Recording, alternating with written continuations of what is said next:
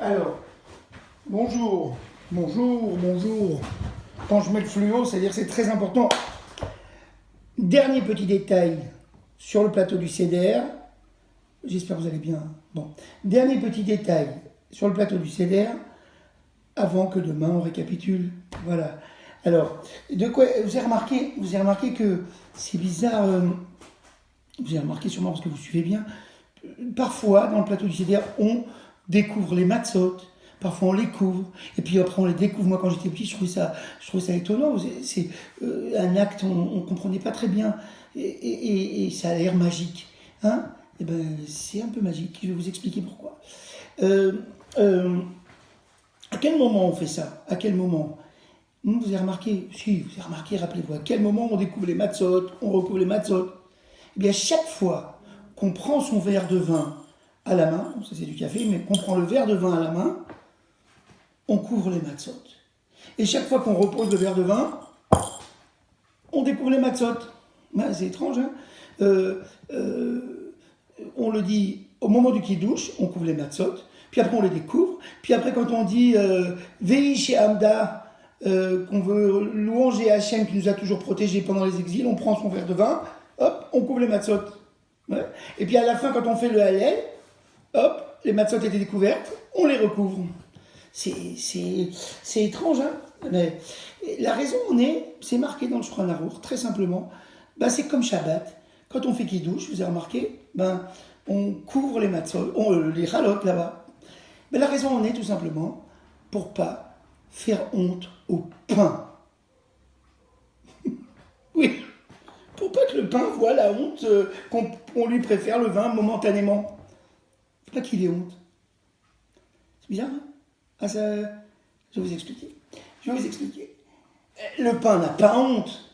C'est un objet, le pain. Bon, la matzah, c'est du pain, mais il n'a pas honte. Il n'y a que les humains qui ont fait honte et qui subissent la honte. Vous êtes d'accord? Alors, que veut dire que le pain a honte? Que veut dire que le pain a honte? Il a honte de quoi? Qu'on lui préfère le vin momentanément? Qu'on l'abandonne? Qu'on le considère comme un objet? Mais un objet de passage? C'est bizarre. C'est rien du tout, un objet, en vérité. De quoi ça parle, cette honte? Eh bien, de nous-mêmes, on n'aurait jamais dit un truc pareil. Mais c'est là quelle est la force des sages de la Torah. Les sages de la Torah, ouais, ils savent parfaitement l'effet produit sur le plus profond de notre être par des petits actes anodins.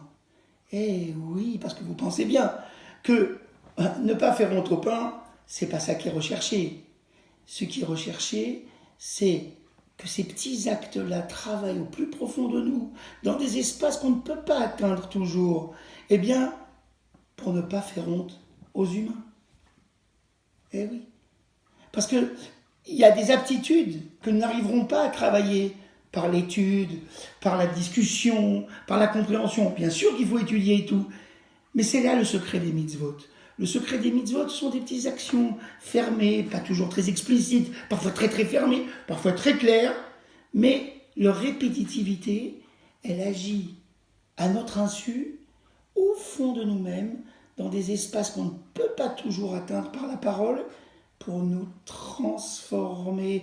On couvre la challah, on couvre la matzah, on la découvre.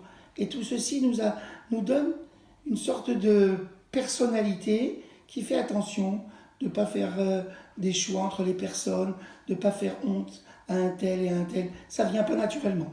Ça se travaille. Ça, c'est un secret. C'est le secret des mitzvot. Ben, le soir du Seder, on le fait plusieurs fois parce que le soir du Seder, c'est la libération pour accéder aux mitzvot. Voilà, il y a plein de choses comme ça dans la halakha. Hein, on fait très attention à ces petits détails parce que les sages d'Israël connaissent un grand point que d'autres sages ont abandonné au profit de la réflexion permanente. Je vous le dis. Ahare a peulot nimshachot alevavot. Je traduis. Vous avez traduit? Non, alors je traduis. Ce n'est que par des actions que les cœurs se transforment. Des actions répétitives, même si on ne les comprend pas toujours, elles nous transforment comme des gouttes d'eau sur une pierre qui font un creux. Donc le soir du Seder, Voilà le secret des mitzvot.